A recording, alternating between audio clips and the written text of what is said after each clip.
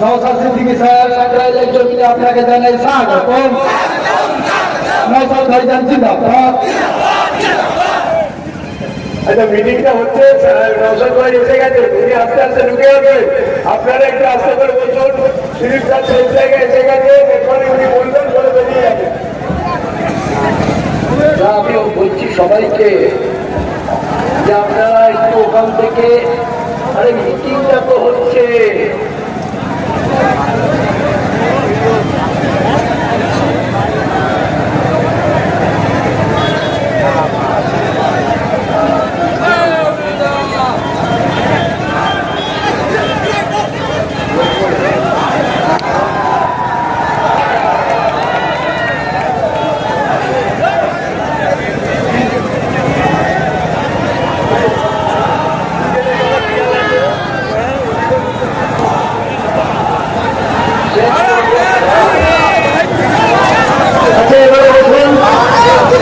আমি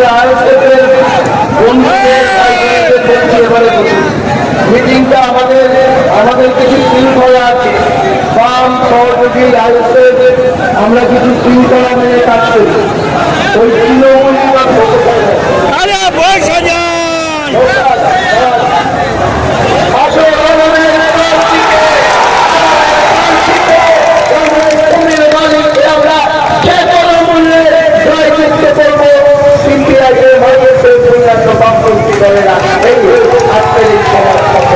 আপনাদের সকলকে ধন্যবাদ, নমস্কার এবং অভিনন্দন আদাব জানিয়ে আমার কথা অভিনন্দন। সেইটাকে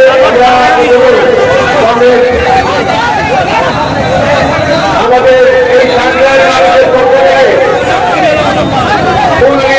অভিনন্দিত করবেন আমাদের সাংবাদিক বিধানসভা কেন্দ্রের আইএসএফ সিপিআইএর প্রার্থী কংগ্রেস জমির মালিক আমাদের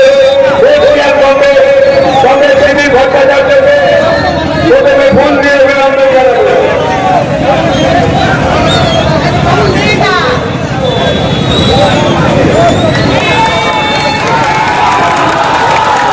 এবারে ফুল দিয়ে সম্বর্ধিত করবেন, অভিনন্দন জানাবেন আজকে সারা বাংলার লোকের নেতা নওশাদ সিদ্দিকী সাহেবকে, আমাদের প্রার্থী জমির মালিক।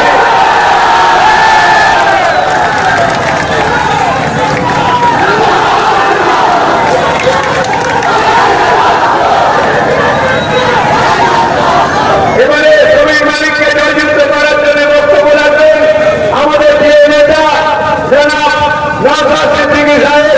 এখন বক্তব্য রাখবেন।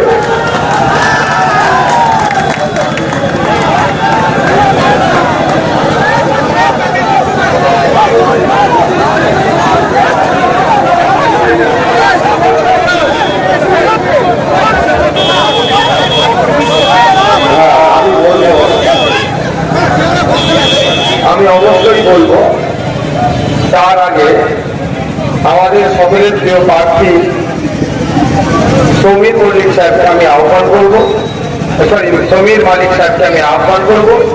উনি সংক্ষিপ্ত কিছু বলুন, তারপর আমি বলবো।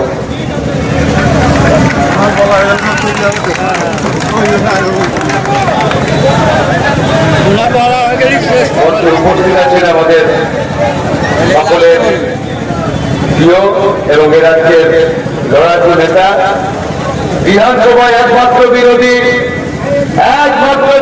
বিধায়ক নওশাদ সিদ্দিকী সাহেব আমাদের সামনে উপস্থিত হয়েছেন। এ রাজ্যের যে গোটা সমগ্র ৫ বছর ধরে সমগ্র রাষ্ট্রটাকে কোন জায়গায় নিয়ে গেছে আমরা সকলে তা জানি।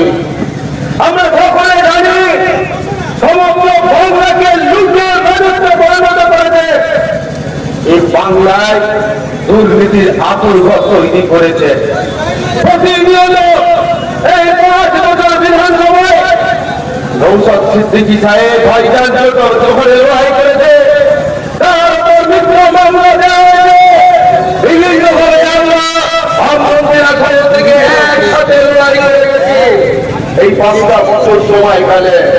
তাই আমি আপনাদের কাছে অনুরোধ করতে চাই, আগামী দিন বিধানসভায় সংগ্রামী থেকে গিয়ে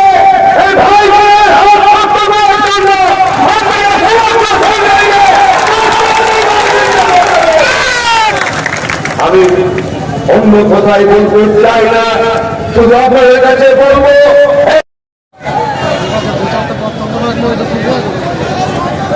ধন্যবাদ আপনাদেরকে। দর্শকের আসনে যারা বসে আছেন, দাঁড়িয়ে আছেন, দূরে কাছে অনেক কমরেডস আছেন, আইএসএফ নেতৃত্ব, আইএসএফ সমর্থক এবং সর্বোপরি একটা পরিবর্তন হোক আমাদের রাজ্যে, এই আশা নিয়ে যারা উপস্থিত হয়েছে। ধন্যবাদ জানাই আজকের সভার সভাপতিকে, ধন্যবাদ জানাই যে সমস্ত বক্তারা, বিশেষ করে আমাদের শ্রীজিতা সমাজের নেতৃত্বরা আছেন, আইএসএফ এর ব্লক নেতৃত্ব যারা আছেন। আপনাদের জানতে অবকাশ নাই যে সাকরাইল বিধানসভায় আইএসএফ এর সমর্থনে বামেদের তথা সিপিআইএম মনোনীত প্রার্থী সমীর মালিকরা দাঁড়িয়েছেন। ইভিএম মেশিনে তার প্রদানটা 4 নম্বর সিম্বলটা কাস্তে হাতুড়ি টাকা। আমি আপনাদের বলবো একটা কথা, বৃহত্তর স্বার্থের কথা ভেবে বিজেপিকে আটকানো, সাম্প্রদায়িক শক্তিকে আটকাতে হবে, সাথে সাথে দুর্নীতিগ্রস্ত তৃণমূলকে হারাতে হবে। এটা আমাদের কিন্তু মাথায় রাখতে হবে। সেই জন্য আমরা 2021 সালে সর্বমোট আমরা 32টা সিটে লড়াই করেছিলাম খামচিহ্ন নিয়ে, কিন্তু 2026-এ আমরা মাত্র 30টা সিটে লড়াই করছি। কারণটা এখন নিশ্চিতভাবে বলতে পারি সংগঠন আমাদের ব্যাপক বিস্তার করেছে। আমার নামে 17টা মামলা আমার একার নামে, 42 দিন জেল কাটিয়েছে। ওয়াকফ সম্পত্তি বাঁচানোর লড়াই করতে গিয়েছিলাম, 24 ঘন্টা আমাকে জেলে রেখেছিল। তার এই করে শিক্ষারা সোজা রেখে ফেক এসটিএসসি সার্টিফিকেটের বিরুদ্ধে লড়াই, ওবিসি নিয়ে মুসলমানদের সাথে মমতা ব্যানার্জিকে দ্বিচারিতা করছে তার বিরুদ্ধে বলা, দেবত্ব সম্পত্তি উদ্ধারের কথা, ওয়াকফ সম্পত্তি উদ্ধারের কথা, শিক্ষা স্বাস্থ্য কর্মসংস্থানের বৃদ্ধির কথা বলে যে লড়াই সংগ্রাম আমরা 5 বছর ধরে করেছি। আজকের দিনে 60 থেকে 70টা জায়গায় আমরা এককভাবে লড়াই করতে পারতাম, কিন্তু একক লড়াইটা আমার কাছে বড় কথা নয়। 60-70টা সিট জিতা বা হারা বা কন্টেস্ট করা আমাদের কাছে বড় কথা নয়। আমাদের কাছে বড় কথা হচ্ছে এই দুর্নীতিগ্রস্ত তোলাবাজ, কয়লা চোর, বালি চোর যারা লুট করছে সমাজকে, তাদের হাত থেকে সমাজকে বাঁচাতে হবে কথা তৃণমূলের হাত থেকে বাংলাকে মুক্ত করতে হবে একদিকে। অপরদিকে যে সাম্প্রদায়িক শক্তি এই রবি ঠাকুরের বাংলা, এই কাজী নজরুলের বাংলাকে অশান্তির আগুনের থেকে ফেলে দিতে চাইছে শুধুমাত্র ক্ষমতার শীর্ষে যাওয়ার জন্য, আমরা ভেদাভেদ তৈরি করতে চাইছে, ওই অপশক্তিকে আটকাতে হবে। সেই জন্য আমরা 30টা সিটে নিজেদেরকে সীমাবদ্ধ রেখে স্যাক্রিফাইস করে আমরা বামেদের এবং আরো সহযোগী যারা আছে তাদের সাথে আমরা হাত মিলিয়ে দিচ্ছি।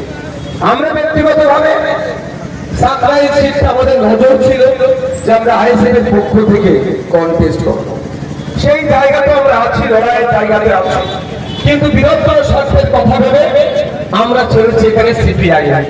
তাই আইএসএফ এর যারা সুরাকান্তি কর্মী সমর্থকরা আছেন তাদেরকে বলবো, ইভিএম মেশিনের কাছে যদি তারা চিহ্নে হাত দিয়া মানে এখানে খান চিহ্ন করে ভোটার প্রদর্শন হবে। লড়াইটা জিততে হবে। এই লড়াই শুধু মাঠে নেমে লড়াই করা নয়, লড়াই গেলে কি হারলো হারার প্রশ্ন এখানে নয়। দেয়ার ইজ নো অপশন, এখানে জিতা ছাড়া কোনো অপশন নাই, জিততে হবে আপনাকে আমাকে। তো সুতরাং জিততে যখন হবে, আমরা যে অ্যালায়েন্স করেছি, যে ঐক্যবদ্ধ হয়েছি, সে ঐক্যবদ্ধের জন্য এখানে আমরা সমীর মালিক ডাকে আমাদের পক্ষ থেকে তথা এই জোটের পক্ষ থেকে আমরা মনোনীত করেছি।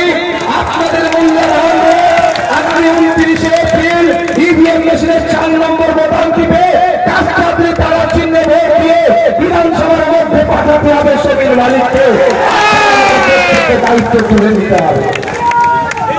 আপনি পাঠালে লাভটা কি হবে? শিক্ষা, স্বাস্থ্য, কর্মসংস্থানের লড়াই এই ধুলো ভোট থেকে শুরু করে আইনসভার মধ্যে পৌঁছাবে। আর উল্টে কি পাবেন আপনারা? যে তোলাবাজি হয় আপনারা ভালো করে জানেন। কি রকমের তোলাবাজি হয়? সেই তোলাবাজি সিস্টেমটাই সিন্ডিকেটটাকে আমরা পুরোপুরি ধ্বংস করে দেব। কোনো তোলাবাজি থাকবে না, সিন্ডিকেট আর থাকবে। তাই বন্ধুগণ বলছে, বাপ আপনাদের পরিবার পরিজন যারা আছেন এখান থেকে বাড়ি ফিরবে, কাকা মামা জ্যাঠা চাচা খালা পিসি ফুফু যা আছে তাদের একটাই কথা, যে সারা রাত যাচ্ছে হাওয়া বলছে, সেই পরিবর্তনের হাওয়াতে তৃণমূল কুপকাত হবে, পরাজিত হবে। কিন্তু তৃণমূলকে পরাজিত করে শুধু তো আমাদের কাজ নয়, বামপন্থী আইএসএফের কাজ শুধু তৃণমূলকে হারানো নয়, তৃণমূলকে হারানোর সাথে সাথে বিজেপিকে আটকে আমরা ক্ষমতার মসনাদে আসবো। এটা আশাটা আপনাদের ছাড়া সম্ভব নয়। গল্প শোনাতে পারে পাড়াতে পাড়াতে, সব থেকে বেশি শোনাবে মুসলিম মহল্লা ঘুরেতে গিয়ে, মোল্লা পড়াতে গিয়ে, শেখ পড়াতে গিয়ে, দর্জি ভাইরা যেখানে সেখানে বলবে ভোট ভাগাভাগি করে লাভ নাই, বিজেপি চলে আসবে। এই গল্প ভাঙড়ে 2021 সালে বলেছিল ভোট ভাগাভাগি করে লাভ নেই, বিজেপি চলে আসবে। সারা রাজ্যের মানুষকে বলেছিল এই গল্প, কিন্তু সারা রাজ্যের মানুষ এই ঘপক চপটাকে খেয়ে নিয়েছিল, ভাঙড়ের মানুষ এই ঘপক চপকে খায়নি। তাই সংযুক্ত মোর্চার বিধায়ককে পাঠিয়েছিল নওশাদ সিদ্দিকীকে ভাঙড় থেকে, 293টা বিধায়কের লড়াই করে যাচ্ছি। তাই মানুষ যদি ভোট দেয় ভাগাভাগির কোনো প্রশ্ন আসে না। এখানে বলুন প্রশ্নে মনে হয় তৃণমূলকে বিজেপিকে করে হিন্দু ভাইরা ভোট দেবে? 21 থেকে 26 যে আমার হিন্দু সমাজের ভাইরা তৃণমূলের অত্যাচারের হাত থেকে বাঁচার জন্য, তৃণমূলের নোংরামির জবাব দেওয়ার জন্য বিজেপির হাতকে শক্ত করেছিল, সেই বিজেপি হাতকে শক্ত করতে গিয়ে ভোটের পরে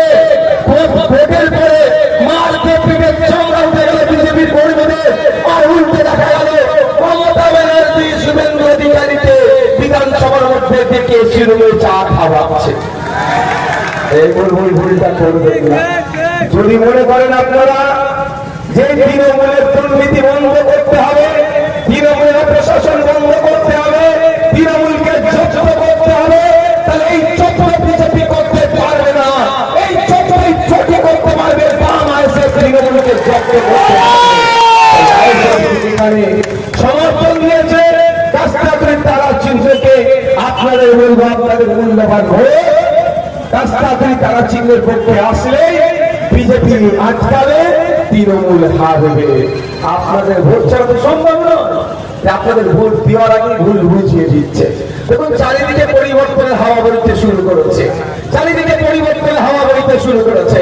আমি যেখানে যাচ্ছি বা আমাদের বামপন্থী নেতৃত্ব যেখানে যাচ্ছে, হাজারে হাজারে মানুষ উপস্থিত হয়ে যাচ্ছে।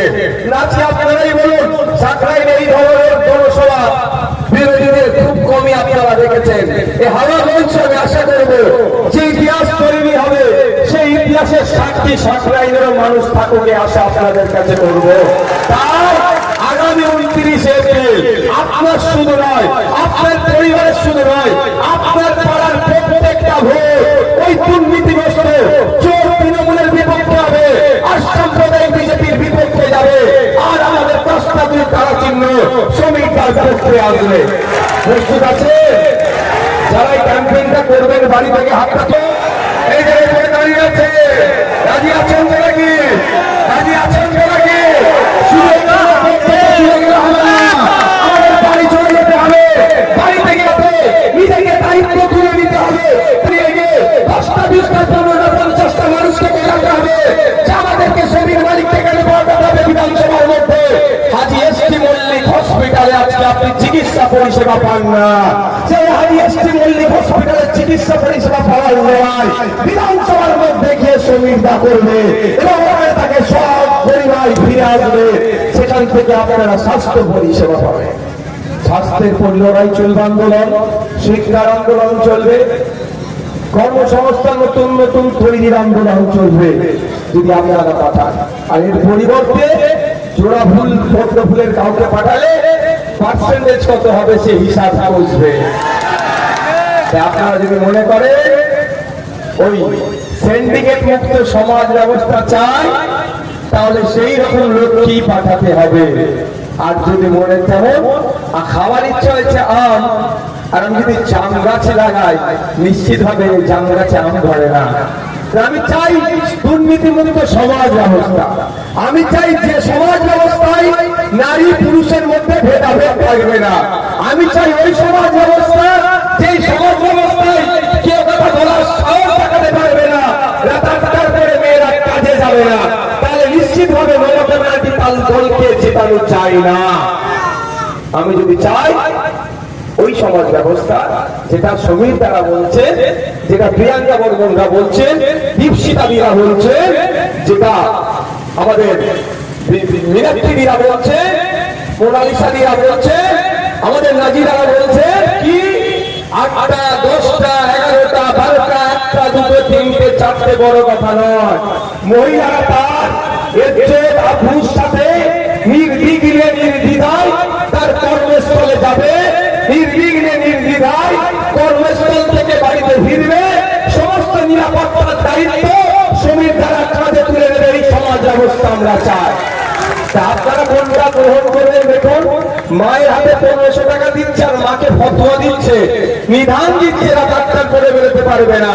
আর আমরা বলছি তার জন্য বামপন্থীরা এসেছে কি বলছে, যে মায়েরা তার ইচ্ছে যখন ইচ্ছা বাড়াবে ঢুকবে, টোটাল নিরাপত্তা আমরা কাঁধে তুলে নেব।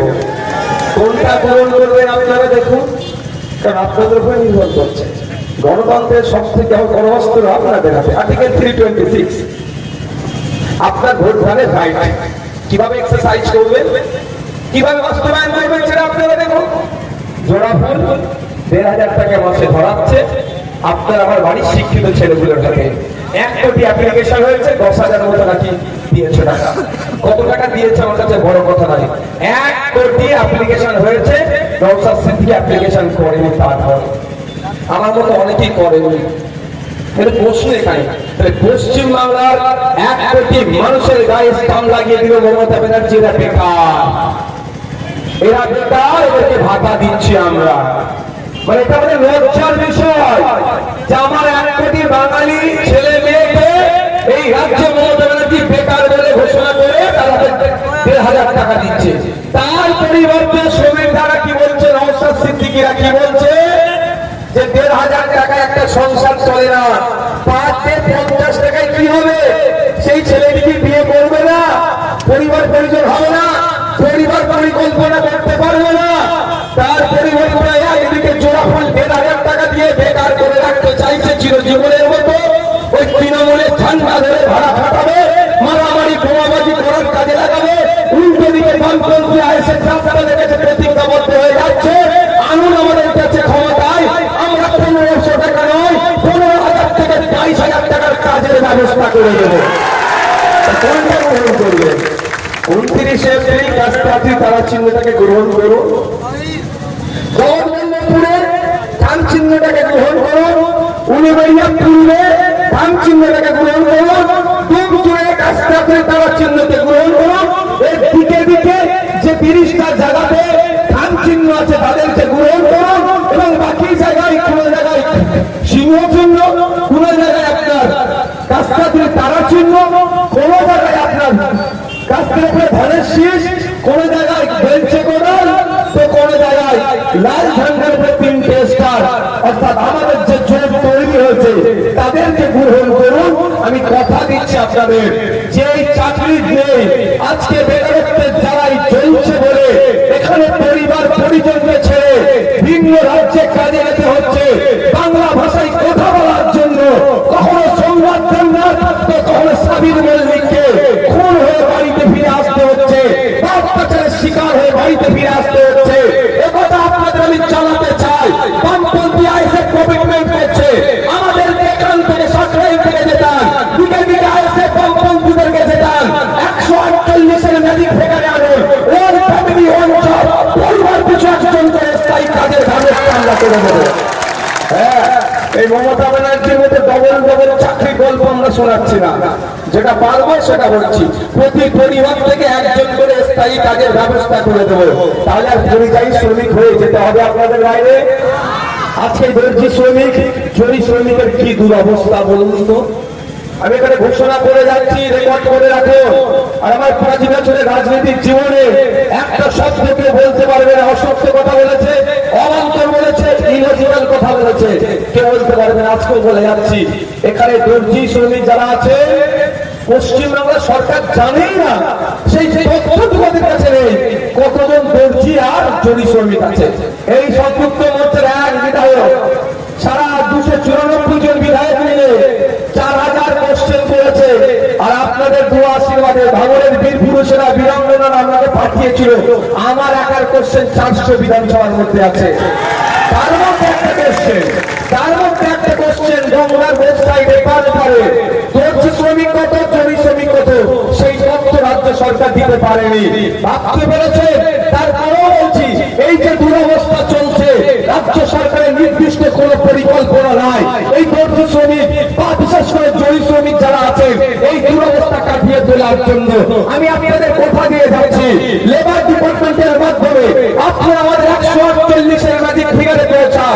এই দুরবস্থা কাটবে পুরোজন দিনের নাই আমার স্বমহিমায় তার দর্জি শ্রমিক এবং যারা আছেন জরি শ্রমিকরা আছেন তারা তাদের পরিবার পরিজনকে নিয়ে স্বাচ্ছন্দ্যে থাকবে, তার ব্যবস্থা আমরা আপনাদের করে দেব। একটা এখন দেখলে দেখা যাবে উস্তাগার ছিল, যার আন্ডারে 20টা 30টা করে লোক কাজ করত, সে আজকে বিরিয়ানির দোকান না হলে টোটো গাড়ি চালাচ্ছে। তাহলে দুইটা কি উন্নয়ন হয়েছে? কিন্তু তৃণমূলের নেতাদের বাড়ির ছাদের উপরে ছাদ হতে শুরু হয়ে গেছে। ভাঙা সাইকেল ছিল, স্করপিও চেপে চলছে। তখন মেহনত করে কেউ চাপলে আমার রাগ নয়, কিন্তু মানুষকে শোষণ করে চাপলে কিন্তু না, অবশ্যই সমালোচনা হবে। কিন্তু আপনারা দেখুন, ভোটাররা ডে বাই ডে পিছিয়ে যাচ্ছে আর নেতারা ডে বাই ডে এগিয়ে যাচ্ছে।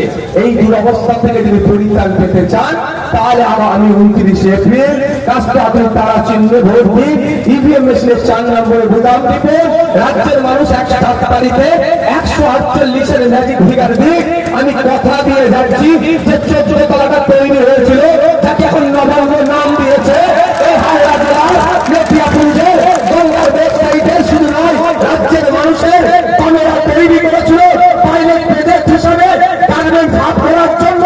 এটা যদি সাকসেস হতো রাজ্যের বিভিন্ন জায়গায় এই ধরনের বেড়ে হাত তৈরি হতো, যেটা মমতা ব্যানার্জি দখল করে নিয়ে হাওড়া জেলার 7 লাইনের 5,200 আপনার গার্মেন্ট শিল্পের সাথে যারা যুক্ত তাদের অধিকারকে কেড়ে নিয়েছে।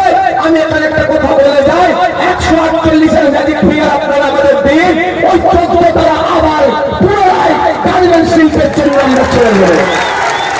কথা বলে যাচ্ছি, এইটা বিশ্বাস করেন তো নাকি যে আব্বাস সিদ্দিকীর ভাই নওশাদ সিদ্দিকী যেটা বলবে সেটা করবে, সেটা করতে পারবে না সেটা বলবে না? এটা ভরসা করুন তো। আমি দর্জি শ্রমিক, জরি শ্রমিক, কাপড় ব্যবসার সাথে যারা যুক্ত তাদেরকে বলছি, যদি আপনারা দিন ফিরাতে চান আগামী 5 বছরের জন্য আমাদের একবার সুযোগ দেন। যদি না পারি আপনার হাতে অস্ত্র আছে, ভোট আমাদেরকে উল্টে দেবেন। কি বলছি বুঝতে পেরেছেন?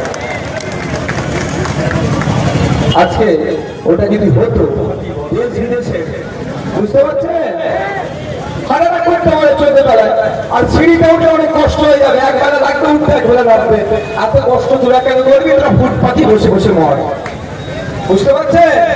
মমতা ব্যানার্জির ভালোবাসা আর গালটা মুরগি গালটা বাড়াবো, ওই মুরগি ঠুসার মতো শুনান, যখন ইচ্ছা তখন বাড়িতে মেহমান আসলেই হয়ে যায়। বুঝতে পেরেছেন? তাই বন্ধুগণ, কংগ্রেস যারা আছে কারো কথাই উত্তেজিত হওয়ার প্রয়োজন নাই। কে কি বুঝাচ্ছে তা নিয়ে অত অনেক দূরের মানুষের মুখ দেখা যাচ্ছে না।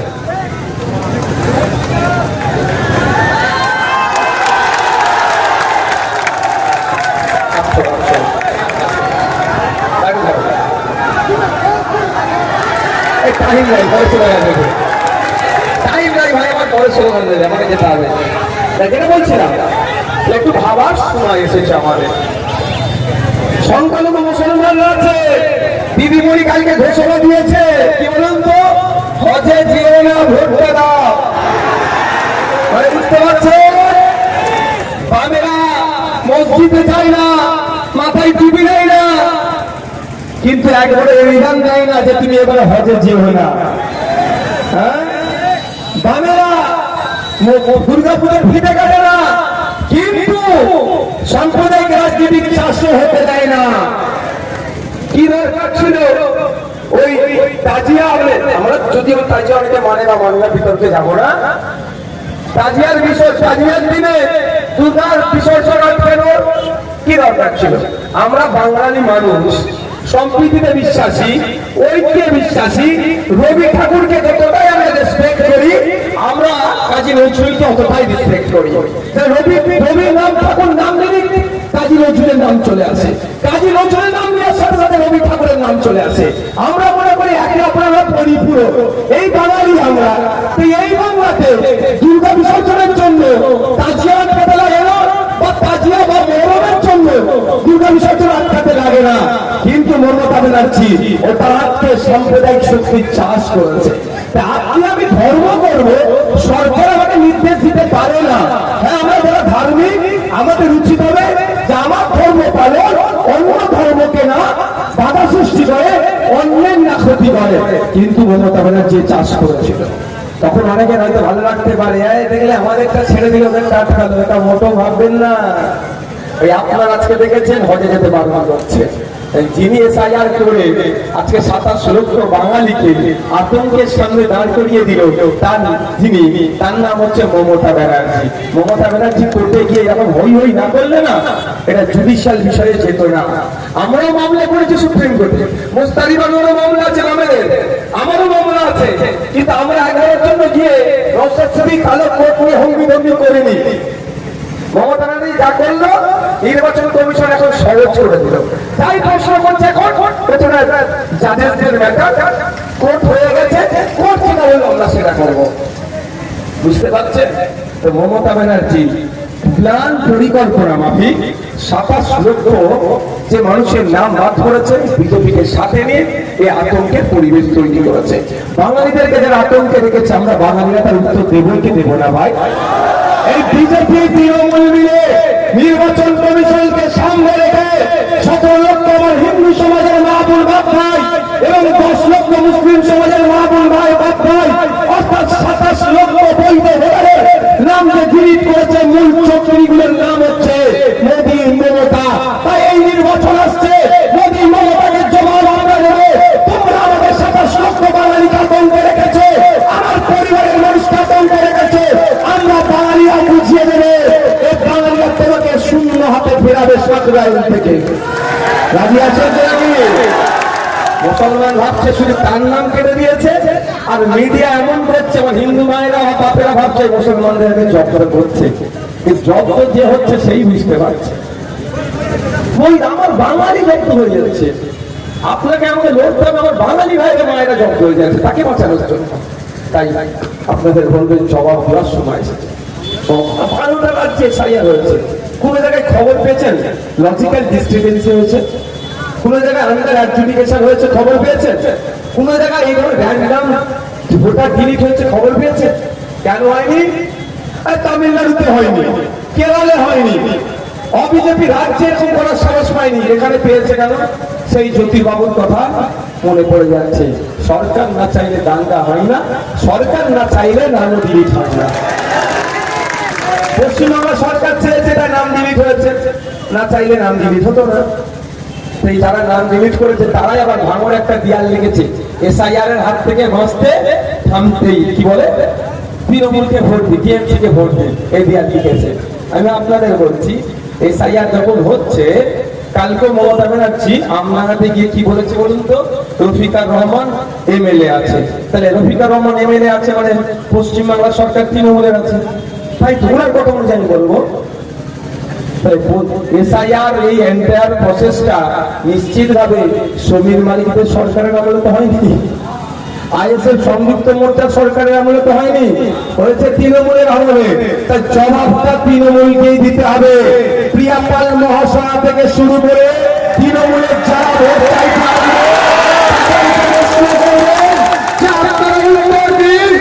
আসবে, বাঙালির নাম ডিলিট হয়েছে, আপনার সরকারের ভূমিকা কি? আপনার সরকার চেয়েছে বলে ডিলিট হয়েছে, উপস্থিতি বেড়ে গিয়েছে। তার বিরুদ্ধে মামলা করুন, নাহলে আপনাকে জবাব দিন, নাহলে আপনাদের বলছে কথা বলতে। আমি যদি ভুল বলি কি আমি একটা কথা বলবো, ওটা ওটা বামপন্থীর একটা খুব ভালো ভাষা বলে, সে ভাষাটা আমি বলবো না। তা একটা দারুণ রাজনৈতিক গ্যাস, আমরা বলছি না, বুঝে নেন, যেটা আমাকে লাগিয়ে নেন। সব বামপন্থী আমার বয়সে হালকা বয়সী ছেলে মেয়েগুলো খুব বলে, আমি দেখি সোশ্যাল মিডিয়াতে, কিছু কিছু ক্ষেত্রে বলাও দরকার। তা আমি আমার ইচ্ছে গেলেও পরিস্থিতি আমাকে গ্লাস লাগিয়ে দেয়, ওই হচ্ছে ওদের অবস্থা। ও কথা বলছে এই ভোট আসছে তো, দেখতে কেউ রুটি বেলে দিচ্ছে, কেউ ঘর করে দিচ্ছে, ভোটের সময় করবে। আর ভোট ফেটে গেলে ও যখন একটা কাগজ চাইতে যাবে তাকে দেবে না। তাই আপনাদের বলবো, যদি ভাঙরকে একটু ফলো করুন, ভাঙরকে একটু ফলো করুন আপনারা। 2021 সালে আমি কথা দিয়েছিলাম, মানুষের দ্বারে দ্বারে গিয়ে ভোট চেয়েছিলাম, যে ভোটে যেতাম আমি 5 বছর আপনাদের দ্বারে আসবো, আপনাদের সমস্যার কথা শুনবো।